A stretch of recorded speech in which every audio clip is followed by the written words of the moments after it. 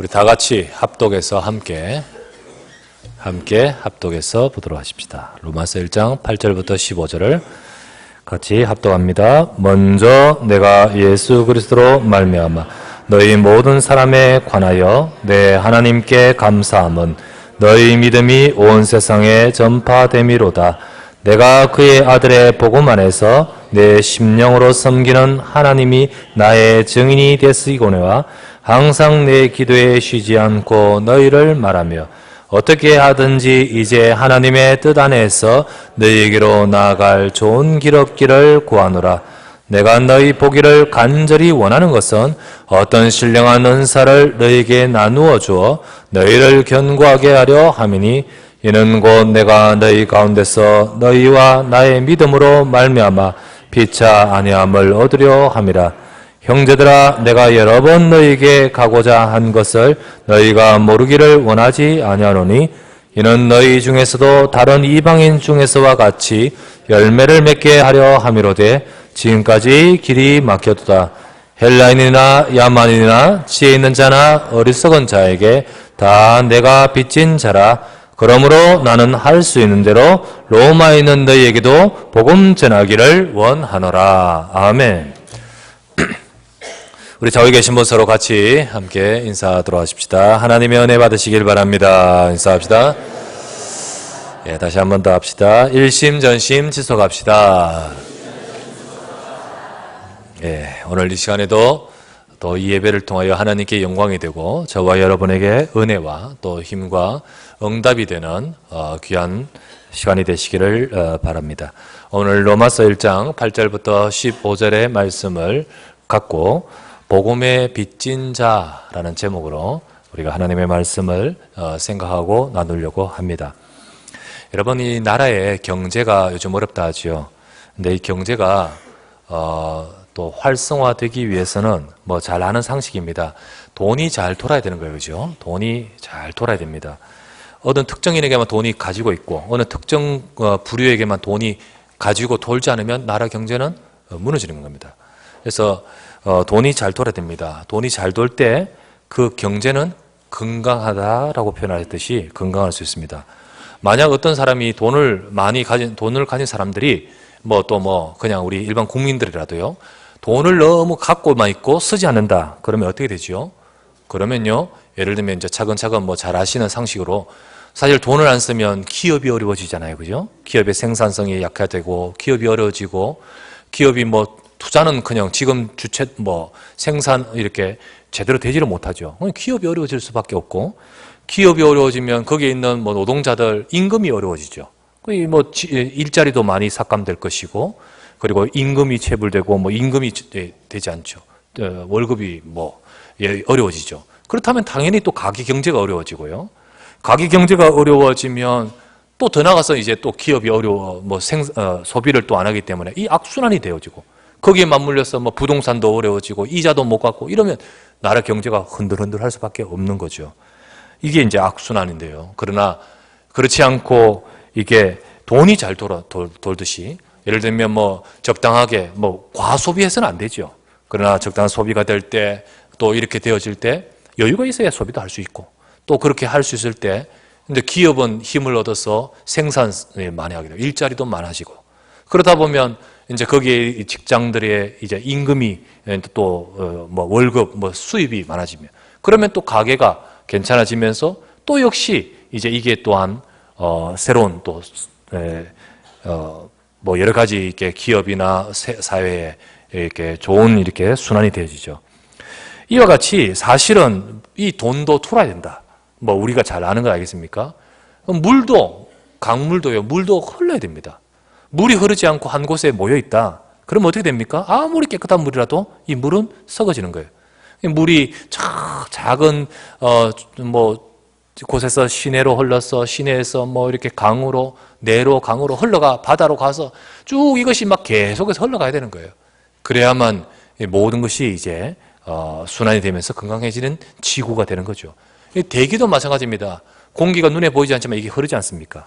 이 공기가 흐를 때 대기도 깨끗해지고 한번 태풍이 와서 휘젓고 가면요, 사실은 이게 물론 이렇게 재해가 있지만은 사실 공기가 깨끗해지는 것을 우리는 실감하지 않습니까? 그런 것이죠. 그래서 어떻게 보면 이 지구가 참 도는 것이요. 지구가 만약에 가만히 있다. 하나님이 지구를 딱 이렇게 고정되게 있고 하늘이 뺑뺑 돌고 태양이 돌게 했다. 그러면 어떻게 될까요? 지구 안에 공기가 그대로 멈춰 있는 거예요. 멈춰 있는. 지구가 돌고 막 이게 움직이니까 막 대기가 돌고 움직이면서 모든 것이 이렇게 막 이렇게 되는 거지. 만약에 우리 옛날에 느끼듯이 하늘이 태양이 돌지 무슨 지구가 돌아 라고 느꼈던 것처럼 그렇게 됐다 하십시다. 만약 하나님이 그렇게 만들었다면 보통 문제가 아닌 거 있죠. 사실은 우리는 쉽게 생각하지만은 하나님은 정확하게 지구를 돌리고 그러면서 모든 것들이 이렇게 순환되도록 만드신 것을 보게 됩니다. 제가 이렇게 쭉 이렇게 거창하게 이런 말씀드리는데 이런 모든 것 같이 사실은요, 영적인 것도 마찬가지예요. 복음도 흘러가야 됩니다. 복음도 흘러가야 되지, 복음이 어느 곳에 들어가서 정체되어 있다. 이 한 나라에 정치되고, 한 가정에 혹은 한 개인의, 한 교회에 들어와서 복음이 정체되어 있다. 그러면 그것은 병이요, 그것은 문제가 시작되는 거예요. 문제라고 할 수 있습니다. 옛날에 정말로 복음의 어려운 가운데서 복음을 믿으려고요, 예수님 믿으려고요, 그 로마 시대 때 핍박받으면서 복음 받으려고, 복음만 해서 복음 전하려고 했던 그 성도들.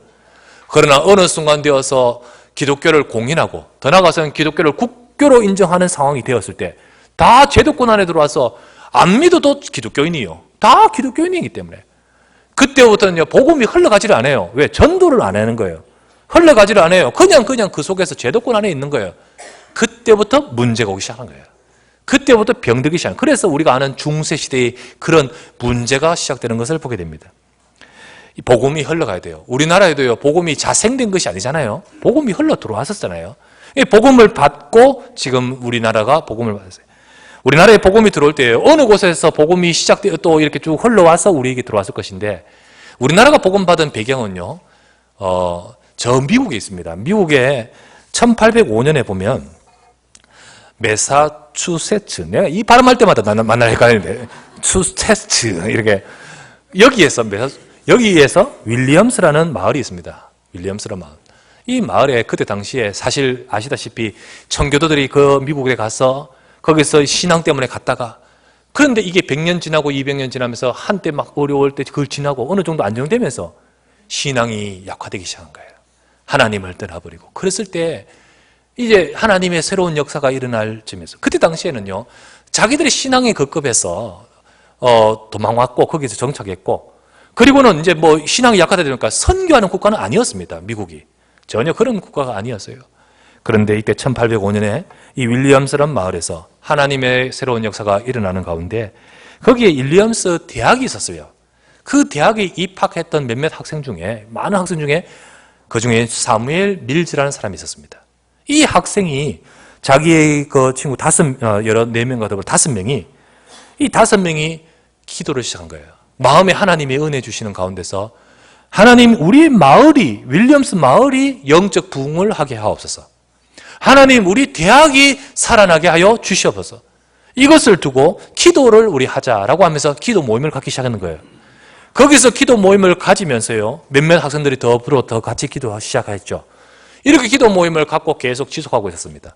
그런데 이게 이제 캠퍼스에서 기도하고 때로는 시내가에서 강변에서 기도하고 이렇게 기도하는데, 한 번은 기도하는데요, 비가 오기 시작했어요. 비가 막 왔어요.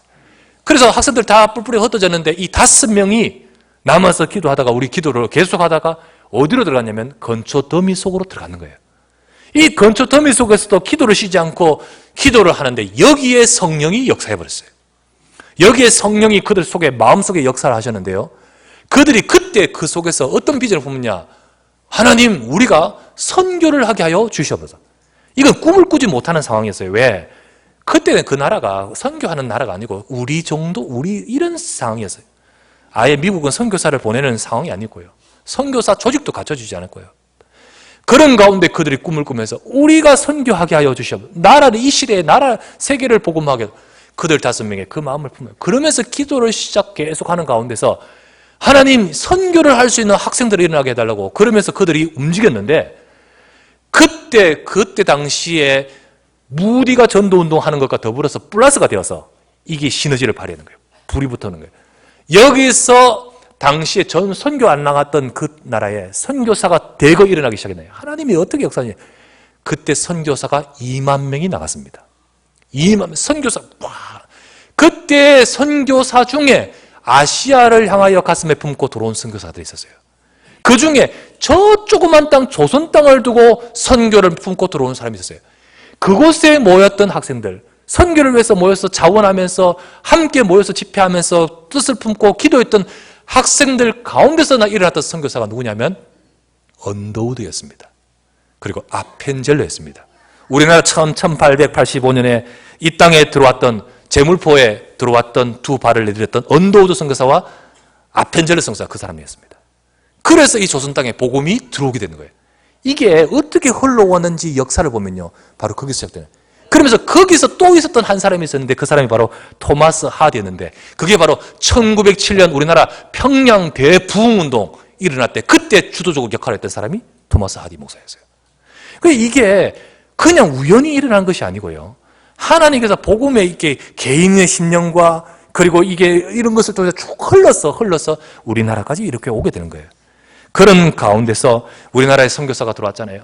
그 선교사가 들어와서 이 아무런 정말로 들어올 이유도 없는 이곳에, 핍박도 있는 이곳에 코 크고 눈 파랗고 머리 노란 이 사람들이 들어와가 예수 믿으라고 저 복음 전하면서요, 핍박도 받으면서 전하는데 지금은 어떻게 됐습니까? 세계에서 두 번째로 선교사를 보낸 나라가 됐거든요. 선교사를 보낸.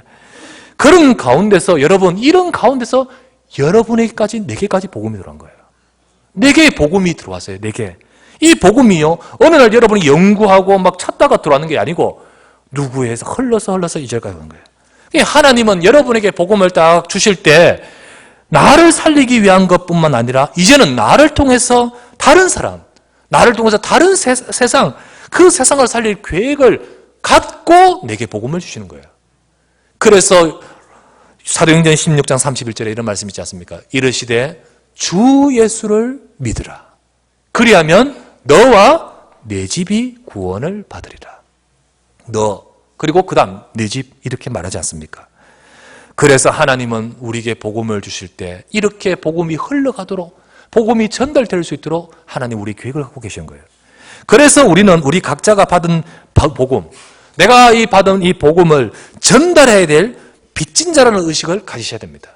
오늘 로마서 1장 14절에 바울이 이렇게 고백하기를, 헬라인이나 야만인이나 지혜 있는 자나 어리석은 자에게 다 내가 빚진 자라. 아니 도대체 바울이 무슨 빚을 이렇게 져서 헬라인, 야만인, 헬라인, 야만인, 어리석은 자, 이렇게 넓게 빚을 다 지고 있냐? 금전적으로 이렇게 빚졌다면요, 망하는 인생이죠. 그런데 바울이 이 빚졌다는 말은 복음에 빚진 자라. 복음에 빚진 자라. 아니 여러분과 제게 말합니다. 아니 왜 내가 빚졌습니까? 내가 왜 빚졌다고 말할 수 있습니까? 그 이유는 복음의 은혜를 먼저 받은 자이기 때문입니다. 복음의 은혜를 먼저 받는. 여러분, 내가 정당한 대가를 지불하고 받은 것이었다면 나는 빚진 자가 아니고 빚진 자가 아니죠. 하지만 내가 받은 복음과 구원은 내가 정당한 대가를 지불한 것이 아니고 내 노력이나 내 경건이나 내 공로로 받은 것이 아니라는 사실을 아시잖아요. 하나님은 우리를 구원하실 때 내 잘됨과 내 잘난 모습과 이거 보고 너를 네 구원받을 만하다 주신 것이 아니고, 우리 인생이 정말 멸망 속에 있을 때, 아무것도 모를 때 그리스도께서 이 땅에 오셔서 나를 위하여 십자가에 죽으시며 나를 구원하실 계획을 영세전부터 가지셨다가 복음이 흘러 나에게 정확한 시간표에 오도록 만드시고 여러분과 제가 복음 받도록 인도하신 줄 믿습니다. 이게 하나님의 은혜예요. 하나님의 은혜로 주셨고 나는 은혜로 이것을 받게 된 것입니다. 그래서 첫 번째, 우리가 전도 일단 이거 이전에 첫 번째 시행할 것은 은혜 입은 내 인생임을 기억하시길 바랍니다. 은혜 입은 내 인생이다. 나는 은혜를 입은 인생임을 아셔야 됩니다. 여러분, 우리의 과거가 어떠했었습니까? 여러분의 과거가 어떠했었나요? 바울은 자기의 그 과거는요, 복음을 모르고 살았잖아요. 바울은 자기의 과거가 복음을 모르고 자기의 생각으로 열심히 하면서 한다고 했는데, 이게 자기가 가지고 있는 배웠던 것, 전통과 자기 모든 것에서 하다 보니까 이게 전혀 엉뚱한 방향이었습니다.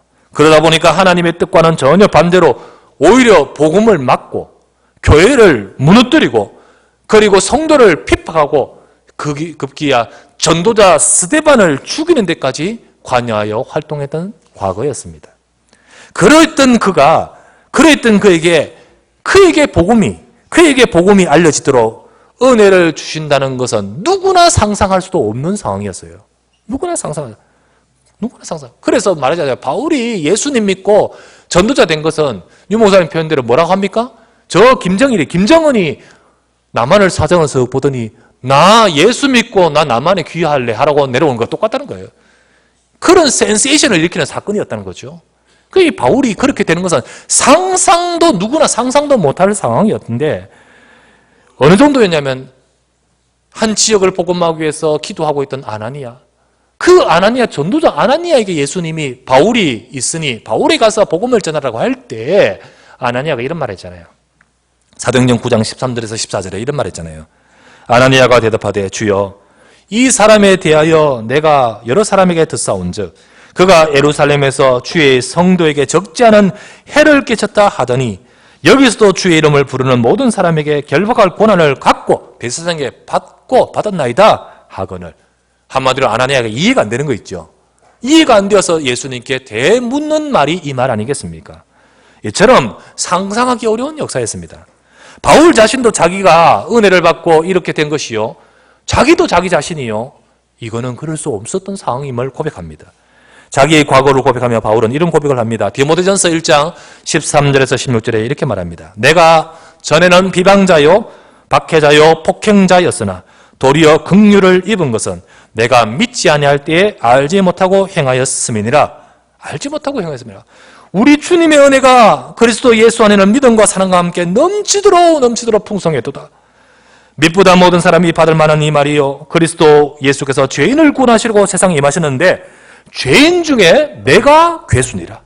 그러나 내가 긍휼을 입은 것은 까닭은 예수 그리스도께서 내게 먼저 일체 오래 참으사, 너무 주님이 나를 참아주시고 오래 참으심을 보이사 후에 주를 믿어 영생 얻는 자들에게 본이 되게 하려 하심이라. 후에 주를 믿는 자들에게 본이 되게 하신다. 이 말이 무슨 말입니까? 후에 주를 믿는 자들에게 내가 도저히 상상도 못하고 이해도 안 될 것 같은 나에게 이런 은혜를 주신 이해도 안 되는 이 사건이 내게 왔던 것은 앞으로 후에 주를 믿는 자들도 너희들도 똑같은 은혜로 하나님이 그렇게 역사하실 것이다. 그런 모델이요, 그런 모습이라는 사실을 말하죠. 바로 모델로, 그런 은혜 받을 것에 대한 모델을 주신, 한마디로 말하면 우리도 이런 은혜를 바울처럼 받았다는 거예요. 우리도 우리 인생이 하나님의 은혜 받을 인생으로서 생각할 수 없었는데 하나님이 일체 오래 참을 보이사 그리스도 예수 안에서 풍성하신 하나님의 은혜 주심이 저와 여러분 죄인 중에 괴수 같은 우리 인생 속에 이해도 안 되고 상상도 할 수 없었는 우리에게 하나님은 우리에게 바울처럼 은혜 주신 줄 믿습니다. 저는 제가 복음을 받고 복음으로 훈련받아서 여기까지 오게 된 것은 제가 아무리 돌아봐도요, 하나님의 은혜예요. 나는 그럴 수 없었는데 하나님의 은혜예요. 저는요, 여러분과 함께 세계복음을 하도록 이 자리에 서게 하신 모든 것들은요, 저는 정말 아닌데 하나님의 은혜예요. 아무리 생각해도 하나님의 은혜예요. 저는요, 제 과거에 복음받을 환경 자체가 안 됩니다. 저는 복음받을 주변 환경이 가능성이 0%였습니다. 사실은. 아니 내가요, 우리 집안에서 우상숭배 속에서 자랐고 그거 보고 자랐고 그거 속에서 그것을 따라서 답습하면서 살았던 나이였습니다. 그런 가운데 집은 어려웠고 그런 가운데 문제는 많았습니다. 저는 제 심중에요, 어릴 때 자라면서요, 내 마음에 왜 우리 집은 이럴까? 왜 우리 집은 이래야 되느냐? 저는 많이 생각했습니다. 참 가난했습니다. 너무 가난했어요. 너무 안 됐어요. 계속 안 되는 걸요. 그게 어린 마음에서도 보이는 걸요. 안 되었어요. 그리고는요, 치유도 할 수 없는 질병이 왔어요. 우리 어머니 마지막 돌아가실 때 사실 그것만 보면요, 눈물이 나고 비참해요. 질병이 왔어요. 그 상황이 너무 힘든 나머지 아버지는 술 이해되죠. 근데 그 술 먹고 오셔서 그게요, 우리 집을 불안케 만드는 거예요. 들어오시면 우리는 늘 저쪽에 피해 있고요. 집안이 아니에요. 불안해요. 대화는 끊겨요. 그리고는요, 제 성격은요, 참 삭막해요. 그랬어요. 그런 가운데 미래에 대한 소망이 없었어요. 왜 이럴까? 이런 상황만, 한탄만 있고, 원망만 있고, 막 아버지와 우리 모든 삶에 대한 원망만 있을 뿐이었죠. 그런데 어느 날 제가 복음을 받고 보니 이해가 됐어요. 왜 우리 집은 그럴 수밖에 없었는지, 우리 아버지가 무능하다고 나쁘다고 생각했는데 그렇지 않다는 것을 알아요. 그럴 수밖에 없었는지 이해가 되기 시작했어요. 우리 집에 있는 영적인 문제가 보이기 시작했어요. 아버지도 이해되고 하나님의 사랑도 이해되고, 그런 가운데서 하나님이 우리 어머니에게 하나님이 복음을 주시면서 그렇게 하나님이 사랑하셨구나 이해가 되는 거예요. 하나님이 그런 과정을 통하여 복음받을 은혜를 내게 주시지 않았다면 나는 여전히 그때와 같이 여전히 우상숭배에 있었을 것이고, 나는 여전히 그런 문제 속에서, 계속된 문제 속에서 여전히 우리는 왜 이럴까라고 되묻으면서 살아가고 있을 거예요. 돌아볼 때 복음받은 것이 나는 은혜였습니다. 하나님의 은혜가 아니면 아니에요. 은혜 아니었다면 나는 생명이 없고, 은혜 아니었다면 내가 지킬 수 있는 것이 없어요. 은혜 아니었다면 내 인생은 어디로 가 있을지 참 생각하기 어려울 나예요. 저와 여러분은 어떠십니까? 여러분 이 시간에 하나님이 여러분에게 지금이 어렵고 그렇다 할지라도 하나님이 여러분에게 은혜 주심을 볼 수 있는 눈이 열리기를 바랍니다. 하나님께서 여러분과 저를 사랑하셔서 정말 우리를 구원하시기 위해서 부르셨고, 그리고 또 그 은혜 주심 속에서 우리를 인도하고 계심을 아시기를 주의 이름으로 부탁합니다. 두 번째 나눌 말씀은 바로 이것 때문에 두 번째 복음의 빚진 자입니다. 바울이 은혜 받은 자신임을 깨닫고 보니까 내가 그럴 수 없는 나이였는데 그리스도께서 일체 오래 참으심을 보이사 그리스도 예수 안에서 하나님의 은혜가 너무 풍성했도다. 그가 은혜 받은 자신임을 깨닫게 보니 자기가 이 복음의 빚진 자라고 고백하게 되는 겁니다. 복음을 위해 살았던 많은 성도들을 잡아 가두고 벌 주고 그리고 죽이기까지 했습니다. 그런데 하나님은 그를 향해 일체 오래 참으사 하나님은 바울에게 벌 주시지 않고 은혜 주신 거예요. 내가 하나님이라면 그런 놈은요 벌 줘야 돼요. 그런데 하나님은요 벌 주시지 않고 은혜 주신 거예요. 깨닫고 이제 와서 보니 나는 벌 받을 인생이에요. 그런데 하나님은 내게 벌 주시지 않고 은혜 주신 거예요. 은혜 주신 거예요. 많은 성도들도 바울을 두려워하면서도 그를 위해 기도하는 사람이 있었을 것입니다.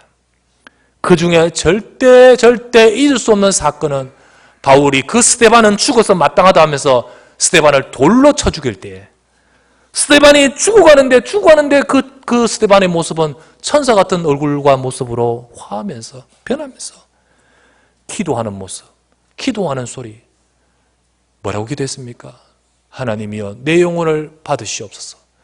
저들의 하는 짓을 모르고 있으니 저들의 죄를 용서하여 주시옵소서라고 하면, 밑바닥에서 쓰러지고 넘어지면서 얼굴을 들고 천사 같은 얼굴로 그 위에 딱 자기를 주목하고 있던 바울을 향하여 주목하며 기도하고 있어요. 바울은 절대 잊을 수가 없었을 거예요. 아니 그 상황이 이해가 안 돼서 잊을 수 없었지만 나중에 알고 보니까 그 상황을 잊을 수가 없는 거예요. 항상 그의 마음에 내가 하나님께 빚을 졌구나, 내가 성도들에게 특별히 스데반에게 빚을 졌구나. 여러분 우리도 어느 누구의 헌신을 통해서 내가 생명받은 겁니다. 어느 누구의 기도와 눈물을 통해서 나는 축복을 받은 것임을 아시길 바랍니다. 여러분이 지금 이 자리에 이르는 것이 내가 내 스스로 있는 것인 줄 알죠? 아닙니다. 때로는 내 부모님이 눈물로 기도했고, 때로는 내 와이프가, 내 남편이 나를 위해 기도했고, 혹은 나를 위해 기도하고자 전혀 피도 안 섞이는 그 사람이 나를 사랑하고 하나님이 주신 마음을 가지고 나를 위하여 기도하고 말씀 전해준 어떤 이의 헌신이 있었다는 사실을 아셔야 돼요. 어떤 가정에는 남편이 계속 핍박하는 가운데 믿음 가지고 하나님, 때로는 인간적으로 마음이 그렇겠지만 그 자리를 지키면서 저 남편을 위하여, 사실은 지금 모르고 있으니까 그렇잖아요. 그걸 두고 품고 기도하니까 어느 날 때가 되어 바꾸시고요, 어느 날 때가 되어 미안하다 하게 하고 깨닫게 되고 한 가정으로 하나님이 축복하여 이루가도록 만드시고, 그 모든 과정이 일어나는 데는요 기도하는 그 배경이 있는 거예요. 때로는 눈물로, 때로는 기도 가운데서 씨앗을 심는데 그게 어느 날 맺혀지는 거예요. 1950년에 미국의 명문대학 휘튼 대학 있죠. 휘튼 대학을 수석 졸업한 한 사람이 있는데 짐 엘리엇입니다. 이 사람이 수석을 졸업하니까 많은 정말 기업체나 이런 좋은 자리를 대시 오는데 다 물리치고 이 짐 엘리엇과 마음에 맞는 친구 4명, 이라면 또 5명이죠. 이 5명이 중요해요. 5명. 5인 1조가 중요한 것 같아요. 이 4명과 함께 5명이 함께 기도를 시작하는데 복음 듣지 못한 종족에게 선교사를 보내줄 것을 가지고 계속 기도했어요. 다 좋은 자리 거기에 마음이 없는 거예요. 하나님, 복음 듣지 못한 종족에게 선교사로 보내주세요. 이들의 기도대로 하나님은 그들이 가게 된 것이 어디냐면 에콰도르의 오지 와다니족이 살고 있는 밀림의 선교사로 가게 되었습니다. 미개한 이 와다니족에게 복음을 전하는 것이 그들의 소망이요 기도였습니다. 이 와다니족이 어떤 와다니족이냐? 외부 세력이 점점 들어오는데 거기에 대한 적개심으로 가득한 족이었어요. 이들은 미개한 종족이요, 창 들고 옷 벗고 이렇게 돌아다니는 이 종족인데, 이들이요 적개심으로 가득 차 있는 종족인데, 이들이 비행기 그들이 말하는 대로 하늘을 나는 무슨 새 같은 거 타고 와가지고 내려는 그들을 향하여 이게 뭐냐 이들을 보니까 5명이 하얀 얼굴 노란 머리 5명을 보면서요, 이들이 이 종족을 향하여 5명이 나가면서 평안을 구하면서 복음을 전하려고 나갈 때에 그들은요 창으로 5명을 다 죽여버렸어요. 달려들어서 창으로 5명을 다 죽여버렸어요. 왜 이런 일이 벌어집니까? 그때 짐 엘리엇의 손에는요 권총이 있었습니다. 권총이 있었는데 이들은요 위기한 종족인데 권총은 알아요. 지금 알아요. 근데 그들은 권총을 향해 쏘지 않고 그들의 말로 나는 당신들의 진실한 친구입니다. 하나님이 당신들을 축복하기를 원합니다 라고 말해서 죽는 거예요. 이 사건이 라이프라는 잡지에 기재되면서 전 세계가 경악하고요, 특별히 하나님 모르는 사람들은 조롱을 하게 되는 거예요. 하나님 살아계신다면 하나님 전하려고 하는 그 사람들, 그들을 죽게 하시겠느냐, 이게 지금 낭비 아니냐, 그들이 그런 인재들을 선교하러 간다고 해서 하는 건 낭비 아니냐, 이렇고 저렇고 말이 많았어요. 그때 더더욱 놀라운 것은 그 뒤에 일어나기 시작합니다. 죽은 5명의 아내들이 자기 아이들을 데리고 자기 남편들을 죽인 그들에게 다시 찾아간 거예요. 이들이 여자 아닙니까? 여자라고. 그러니까 조금 다르게 대하는데 조심스럽게 그들에게 다가가서 그들을 위해 헌신하는 모습을 보이는 거예요. 그래 결국 그 차근차근 다가는데 와다니족이요, 이들이 뭐니 인제를 보면서요 마음을 열기를 시작합니다.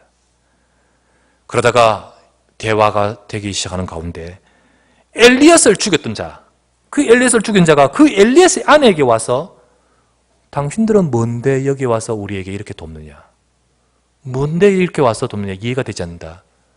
얼마 전에도 어떤 당신들같이 비슷하게 생긴 사람들이 왔는데 우리는 이런 사건 이렇게 죽였는데, 이런 이제 과거 이야기를 하게 되었습니다. 그때서야 이 엘리엇의 아내는 당신이 죽인 그의 아내임을 밝혔어요. 그런데 남편이 전하고자 했던 그 복음을 다시 전하려고 당신에게 왔다고. 와다니족은 마음의 문을 열 수밖에 없었어요. 그때 그 와다니족은 100% 복음화 되어버렸어요. 그 와다니족이 전부 다 예수 그리스도를 믿고 전부 다 복음을 받게 되었어요. 그때 짐 엘리엇을 죽이며 그 말을 들었던 그 원주민 이름이 민카이라는 이 사람은 나중에 목사가 되었어요. 하나님이 그에게 그렇게 역사하셨어요. 이처럼 이 사람도 나중에, 과거는 물론 그랬지만은 나에게 이 복음을 전해주는 데는 그런 어떤 순교의 피가 있고 우리까지 왔겠구나, 그러면서 그 빚진 자의 마음을 갖고 목사가 됐지 않겠습니까? 알 수는 없지만은, 여러분, 우리에게 이 예수 그리스도의 복음이 온 것이요, 물론 우리 주변에 가깝게는 눈물 흘리며 기도했던 자가 있고 더 멀리는 피 흘리면서 우리나라에 와서 피 흘렸던 선교사가 있었지 않았습니까? 아무런 사실 할 필요도 없고 아무런 할 것도 이유가 없는데 왜 이 조선 땅에 와서 그렇게 박해를 받으면서 사람들의 냉대를 받으면서 예수 믿으라고 할 이유가 무엇입니까? 책 중에 복음에 미치다라는 책이 있습니다. 여러분 꼭 읽어보세요. 이용남이라는 분이 지은 책인데요, 여기는 이 땅 조선을 품은 많은 선교사들, 그들이 자기 인생을 들여가지고 조선 땅에 복음을 전하고자 했던 삶에 대한 기록들이었습니다. 기록입니다. 그 기록인데요, 그 양화진에 지금 묻혀있는 그 선교사들, 실제 그들이 당대와 그리고 더 나가서 자기의 자녀들도 또 왔어 그 자녀 또 자녀들이 와서 이 조선 땅에 복음을 전하려고 하면서 했던 그것들, 그것에 대한 실제적인 기록인데 그것에 그의 기도 따라 이 나라가 이렇게 된 것이에요. 그렇다면 이제는요, 사실은 우리 차례 아닙니까? 이제는 우리 차례 아닙니까? 내가 이런 은혜를 입었던 것처럼 하나님은 나를 통해서, 내가 하나님이 은혜를 입고 정말 흘러서 정말로 헌신하면서 그런 마음 품고 있는 자의 수고를 통하여 내가 은혜를 받은 것처럼 하나님은 나를 통하여, 이제는 나를 통하여 다른 한 인생의 복음을 받고 하나님의 은혜를 체험하게 될 역사를 계획하고 계시는 것이에요. 이제는 저와 여러분들이 빚진 자이며 내가 빚을 갚아야 하는 것인 거예요. 우리 교회가 빚을 졌고요. 그래서 세계선교해야 될 채무가 있는 것이에요. 우리는 이제 저와 여러분들이 빚을 갚는 인생으로 살기를 주의 이름으로 부탁드립니다. 정말로 하나님의 은혜를 알고 그러면서 내가 빚진 자라는 의미가 무슨 의미인지를 여러분 마음에 담는 시간 되시기를 바랍니다. 세 번째 드릴 말씀은, 그래서 감사함으로 갖는 거룩한 채무감을 가지시기 바랍니다. 감사함으로 가지는 거룩한 채무감, 곧 이게 사명감이에요. 세상의 금전적인 채무는요, 부담이고 괴로움이죠. 세상의 금전적인 채무는요, 도피하고 싶고 때로는 이것 때문에 자살하고 때로는 이것 때문에 정말 인생이 어려워지잖아요. 그러나 하나님의 은혜 받은 자가 가지는 거룩한 채무감은, 이거는요, 그게 아니에요. 은혜에 대한 감격이에요. 감격 때문에 나온 것이요, 은혜의 충만이요, 그리고 더 나아가서 하나님이 그 인생을 향한 축복인 것입니다. 이것은요, 거룩한 이 채무감, 제가 말씀드린 이 거룩한 사명감은요, 은혜를 아는 자만이 가질 수 있는 거예요. 그렇게 가지십시다, 그런다고 해서 되는 건 아니고요. 정말 가지라고 하다 되는 거 아니에요. 진짜 본인이 은혜를 아는 자만이 가질 수 있는 것입니다. 자기가 받은 은혜를 모르는 자는, 내가 받은 은혜를 모르는 자는 늘 자기 삶에 불만족을 가지게 되고 늘 자기 삶에 불평하다가 결국은 이 모든 것들을 향하여 누구 때문에 원망이 가득하는 거예요. 왜요? 지금 자기가 받은 은혜를 안 보이기 때문이죠. 하지만 내게 주신 은혜를 아는 자는요, 비록 그 상황이 지금 어려운 상황이라 할지라도 그 상황이 문제되지 않고 감사가 나오는 거예요. 오히려 그 속에서 자기 자신이 해야 될, 하나님이 나에게 주신 이 은혜에 감사하면서 이 은혜 받은 나로서 내가 해야 될 일이 무엇인가에 대해서 거룩한 채무감과 거룩한 사명감을 갖게 되는 거예요. 때로는요, 가정에 대해서, 때로는 부부지간에 대해서, 때로는 원망이 있고, 때로는 정말로 이렇게 불평하고 원망하고 삶에 대해서 그렇게, 여러분이 받은 은혜를 모른다면 그럴 수밖에 없는 거예요. 하지만 내가 받은 은혜를 아는 심령은요, 어떤 마음이냐? 그래, 내가 해야 될 일이 무엇이야? 내가 은혜 받은 자로서 내가 해야 될 일이 무엇인가? 내가 저 사람을 살려야겠구나. 내가 이 가정을 살려야겠구나. 내가 이 교회를 살려야겠구나. 그런 중심을 갖게 되는 거예요. 그래서 여러분들은 이 거룩한 채무감을 가지는 중심으로 하나님 앞에서 이런 마음을 갖는 여러분 되시기를 바랍니다. 다른 사람을 향해 원망하고, 그리고 가정을 두고 상경을 두고 원망하고, 그리고 불평하고, 은혜를 받으면서도 은혜의 인생을 모른 채 늘 그렇게 부족감과 늘 그렇게 불평으로 살아가는 인생은 응답받을 수 없죠. 하나님은 여러분과 제게 분명히 은혜 주신 것이 있는데 그 은혜를 우리가 알 수 있는 여러분과 제가 되기를 바랍니다. 은혜 받은 심령만이 가질 수 있는 것. 그래서 여러분들 교회를 두고 때로는 부족한 것이 있고, 우리 가정을 두고 우리 기관을 두고 부족한 것이 있을 때 원망과 불평의 말이 아니라 내가 해야 될 것이 무엇인가, 은혜 받은 내가 해야 될 것이 무엇인가를 갖는 그런 성숙한 신앙인이 되시기를 바랍니다. 내가 교회를 위해 뭘 해야 될 것인가, 내가 정말 내 가정과 내 남편을 위해 뭐 해야 될 것인가, 내가 우리 가정을, 내 후대를 위해 뭘 해야 될 것인가, 그런 중심을 갖는 거룩한, 정말 중심을 갖는 모두가 되셔야 되겠습니다. 여러분, 이런 마음 가진 자, 감사함으로 가지는 이 거룩한 채무감, 이런 마음을 가진 자가 갖게 되는 중심과 그 사람이 할 수 있는, 하게 되는 일이 무엇인가, 오늘 본문을 갖고 말씀을 드립니다. 오늘 바울이 표현하기를 나는 헬라인이나 야만인이나 지혜자나 어리석은 자 모든 자에게 나는 빚진 자라고 하는 중심을 고백하지요. 바울 진짜 그것은 그의 진짜의 마음입니다. 나는 은혜 받을 수 없는 자인데 하나님이 나 같은 자에게 벌 주시지 않고 은혜 주셔서 이 자리까지 오게 하셨는데 이제는 내가 빚진 자라는 고백을 하는 그가 하는 그의 중심에는 무엇이 있습니까? 여러분과 제가 이런 거룩한 채무감을 가질 때 되어져야 될 일이 무엇이냐? 9절입니다. 9절 말씀. 내가 그의 아들의 복음 안에서 내 심령으로 섬기는 하나님이 나의 증인이 되시거니와 항상 내 기도에 쉬지 않고 너희를 말하며. 바울이 지금 로마의 교인들에게 두고 말하는 거예요.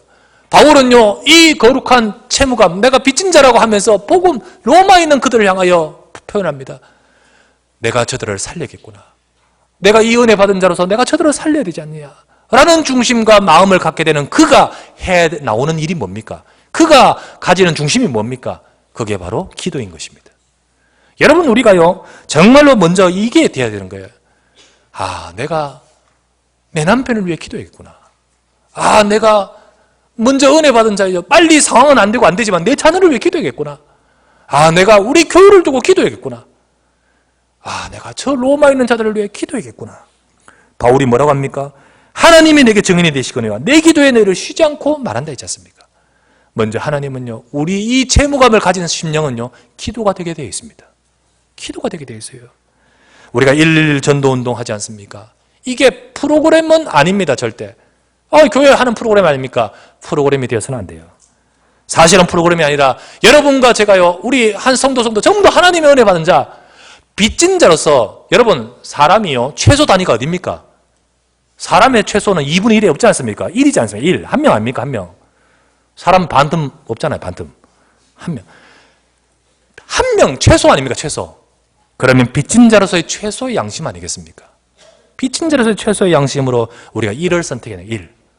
그래, 1이라도 우리가 최소한의 양심이라도 112를 두고 기도해야 되는 거예요. 우리가 빚진 자의 중심을 가지면서 기도가 돼야 되는 거예요. 바울이 저 로마를 향하여 빚을 진 마음으로 내가 너희를 향하여 기도해 쉬지 않고 말한다듯이 우리가 기도해야 되는 거예요. 그러면서 기도하되 특별히 구체적으로 내가 너희를 향하여 쉬지 않고 말하며 하듯이 사실은 기도가 되되 특별히 여러분들이 111 저 사람을 건져야겠다. 내가 저 사람을 살리기를 원합니다. 라는 기도가 되기를 바랍니다. 그런 기도 중에요. 특별히 대상자를 두고 기도하셔야 돼요. 대상자를 두고. 정말로 하나님 우리의 가정에 특별히 누구를 아무개를 두고 여러분들이 기도하셔야 돼요.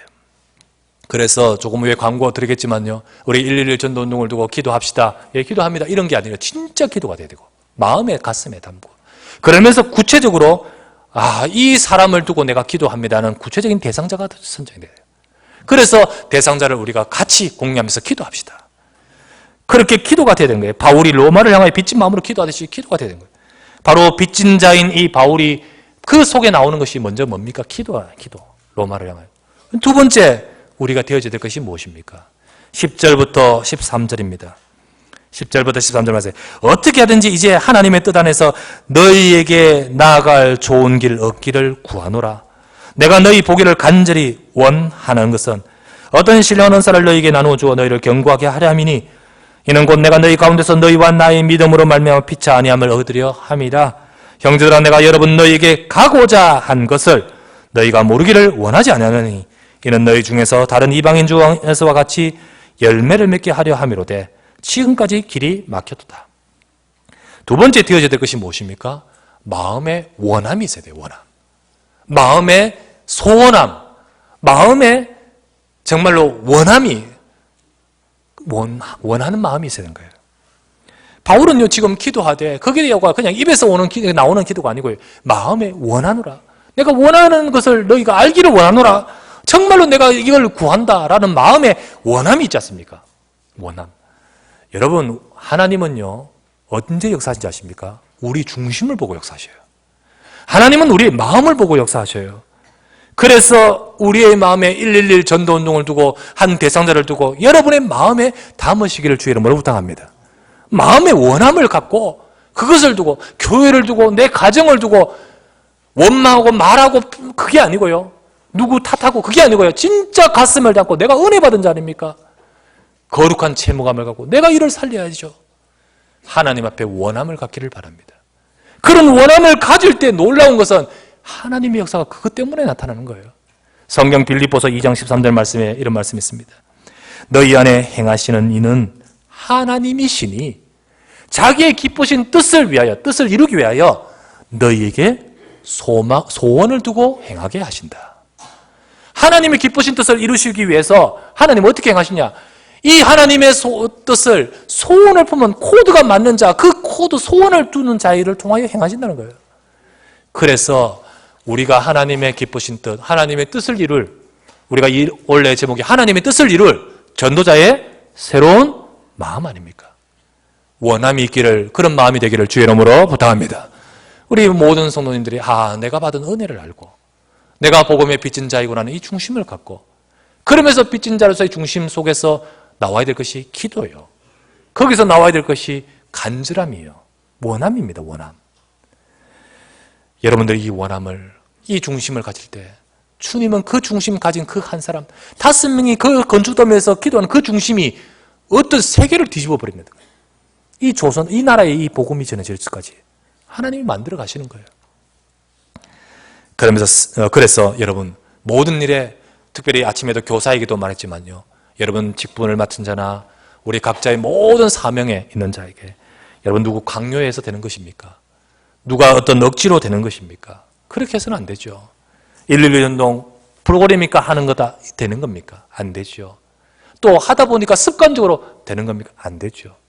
하나님은 여러분과 제 마음에 원함을 가지기를 원하시는 거예요. 여러분, 우리의 마음에 진실로 하나님이 보시는 그 마음을 갖기를 주의 이름으로 부탁합니다.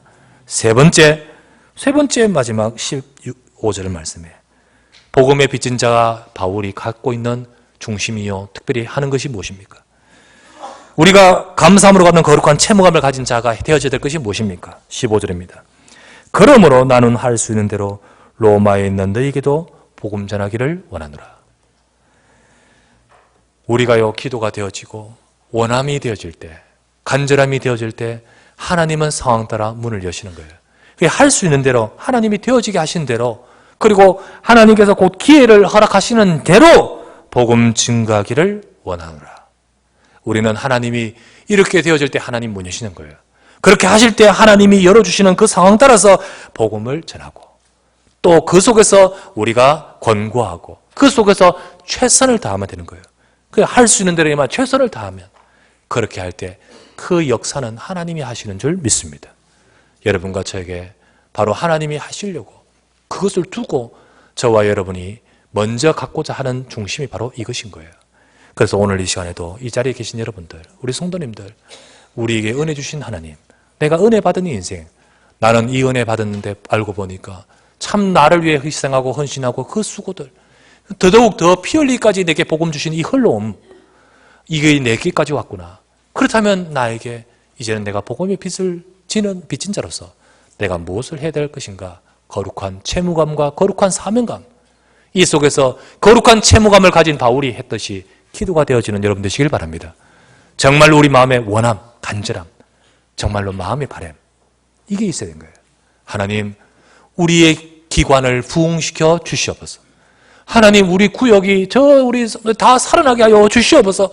하나님, 우리 성도님들, 우리 교회가 일어나게 하여 주시옵소서. 그래서 진짜 우리가 세계 선교하고 전도 운동할 수 있도록 축복하여 주시옵소서. 이것 때문에 내 삶에도, 이것 때문에 내 경제도 축복하여 주시옵소서. 하나님의 이 원함이 있을 때 하나님은 할 수 있게끔 만들어 주실 줄 믿습니다. 그 축복의 열매를, 응답을 받아가는 우리가 되지 않겠습니까? 오늘 이 말씀대로 우리는 복음의 빚진 자입니다. 따라합시다. 나는 복음의 빚진 자입니다. 이 중심과 이것이요, 그냥 제가 하라라고 해서 억지, 강요, 이게 아니고요, 여러분의 중심의 진정한 고백이 될 수 있는 우리 모든 사랑하는 성도들 되시기를 주 예수 이름으로 축원합니다. 하나님 감사를 드립니다. 오늘 이 시간에 주님 앞에 나와 예배하는 우리 신령들, 우리가 하나님의 은혜 받은 자인데도 불구하고 하나님의 은혜를 모를 때도 많고, 하나님의 은혜를 모르고 나는 정말로 이 축복 속에 있음을 알지 못할 때가 많습니다. 오늘 이 시간에 우리의 눈을 여사, 이 시간 우리의 마음을 여사 하나님이 우리를 향하여 하신 일을 보고 또 우리를 통해 하실 일들이 보여지게 하옵시고, 그래서 우리의 심령이 하나님의 은혜 받은 심령이요 복음 받은 심령이요 복음을 누리면서 이 복음을 증가할 복음의 빚진 자로서 감사함으로 나갈 수 있는 우리의 삶이 되도록 인도하여 주시옵소서. 하나님 이 시간 이 자리에 있는 우리 언약교회를 축복하시고 이 복음을 주셔서 우리 교회를 세워주시니 감사를 드립니다. 지금까지 이끌어 주심을 감사합니다. 우리 언약교회가 하나님 복음의 빚진 자로서 이 복음을 온 땅과 세상에 전할 수 있는 축복을 허락하여 주시옵소서. 하나님이여 우리 성도님들, 우리 저들의 가정들, 먼저 부르신 저들을 통하여 저들의 가정에, 저들의 가문에, 우리의 모든 우리 현장에 예수 그리스도의 복음이 증거될 수 있도록 축복하여 주시옵소서. 이를 위해 우리가 할 수 있는 건 아무것도 없지만 이 중심과 마음을 거룩한 채무감, 사명감을 가지고 기도가 되어질 때, 마음의 간절함이 있을 때 하나님이 할 수 있게끔 문을 열어주실 줄 믿습니다. 이 축복된 일에 쓰임받을 수 있도록 주의 백성을 축복하여 주시옵소서. 우리 구주 예수 그리스도 이름으로 간절히 기도드리옵나이다. 아멘.